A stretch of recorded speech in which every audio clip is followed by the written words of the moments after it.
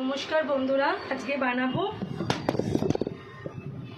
पाका कुलेर आचार।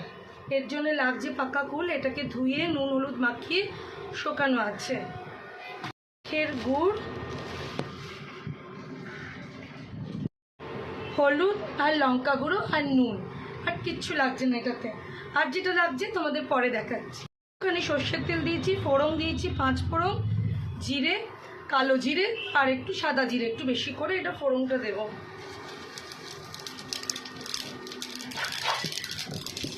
छिटছে বলে একটু সরে গেলাম। এবার দিয়ে দেব ফুলগুলো। দিয়ে ফুলের মধ্যে নুন হলুদ মাখানো আছে, তো সেই বুঝে তোমরা এর মধ্যে নুনটা দেবে, হলুদ আর নুনটা সেই বুঝে দেবে। একটুখানি নাড়িয়ে নিচ্ছি যাতে ফোড়নটা চতুর্দিকে চলে যায়। এই আচারটা করতে খুবই সোজা, কোনো ঝামেলা নেই। শুধু একটুখানি যখন ভাজবে হচ্ছে, যখন আমি দুধটা দেবো মশলাটা মেশাবো তখন। তো এখন আমি এটা দিয়ে একটুখানি বন্ধ রাখি। এবার দিচ্ছি কুকমি, টারমারিক হলদি পাউডার। কুকমি আমি ইউজ করি গো, কুকমিটা খুব ভালো। যেহেতু আমি আগে হলুদ দিয়েছি তাই হলুদটা বুঝে মেশালাম। দিচ্ছি কুকমি, মির্চি মানে লঙ্কার গুঁড়ো। খুব বেশি দেবো না, কারণ আমি লঙ্কার গুঁড়োর একটা মশলা বানিয়েছি অলরেডি। স্বাদ মতো নুন, এটা টাটা সল্ট, তোমরা সবার বাড়িতে ইউজ করো, এটা আলাদা করে বলার কিছু নেই। এগুলো দিয়ে একটু নাড়াবো। একটু নাড়াবার পর আমি এর মধ্যে গুড়টা অ্যাড করবো। গুড় দিয়ে বানাবে এটা। এবার মেশাবো আখের গুড়। এটা পুরো 1 কেজি গুড়, এর মধ্যে 1 কেজি কুল আছে, 1 কেজি গুড়। এটাকে এবার এর মধ্যে মিশিয়ে দেবো।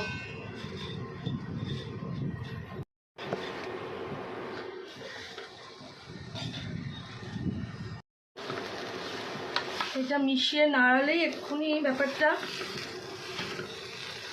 জমে যাবে। এবার মেশাবো গুড়টা। গুড়টা পুরোটাই মেশাতে হবে, তো একেবারে দিয়ে দিলাম না, হাফ দিলাম। হাফটা দিয়ে একটু নাড়াই, হাফ দিলাম, আবার একটুখানি হাফ দিচ্ছি। দিয়ে পুরো গুড়টা দিতে হবে, কারণ 1 কেজি কুলে 1 কেজি গুড় না দিলে জিনিসটা থাকবে না, ভালো হবে না। কুলটার সাথে গুড়টা দেখো ভালো করে মেশাচ্ছি। ভালো করে নাড়তে একটু হাতের জোর লাগবে, এবং হাতের জোর দিয়ে নাড়বে।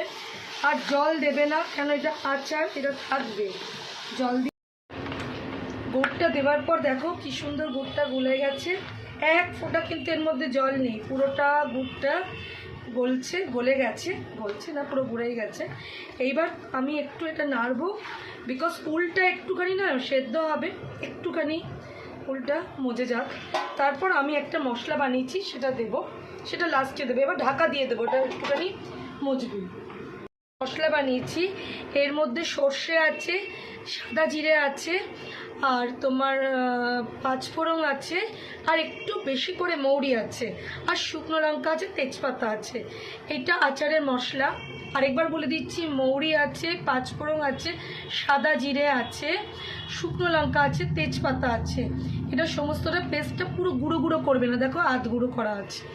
এইটা দেবো একটু দেরিতে, লাস্টের দিকে, কেন এইটা মশলা দিয়ে বেশি কষলে তেতো হয়ে যায়। ঠিক আছে, এই মশলাটা রেডি করা আছে, একটু বাদে দিচ্ছি। এবার অতক্ষণে একটু ফুটুক, ঠিক আছে। কি সুন্দর দেখো কালার এসছে, দারুণ কালার এসছে।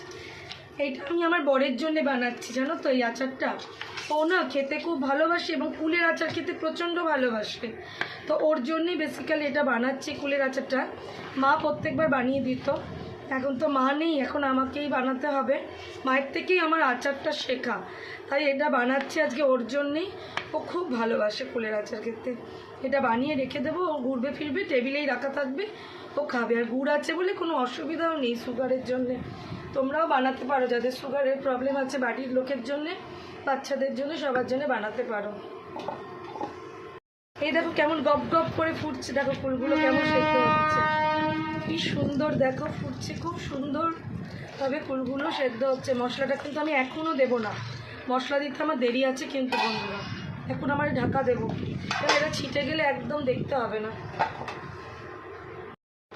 এবার মশলাটাকে মেশাবো, যে গুঁড়ো মশলাটা বানিয়েছি এটা পুরোটাই মেশাবো, মিশিয়ে নাড়বো। গুঁড়ো মশলাটা যেটা মিশিয়েছি বলছি, বানিয়েছি, এবার সেটা দেবার পালা। তলায় একটু মশলা রয়েছে, যে মশলাটুকু তলায় রয়েছে সেটা পুরোটাই দিয়ে দেবো। মশলাটা দেওয়ার পর এবার জোরে জোরে এটা ফুটবে। মশলাটা দিয়ে এবার নাড়াচাড়া হবে। এবার আর গ্যাসটা কমাবার দরকার নেই, গ্যাস ইন্ডাকশান যে যেটাতে করছো কমাবার দরকার নেই, একটু ছিটবে, একটু সাবধানতা অবলম্বন করে চললেই হবে।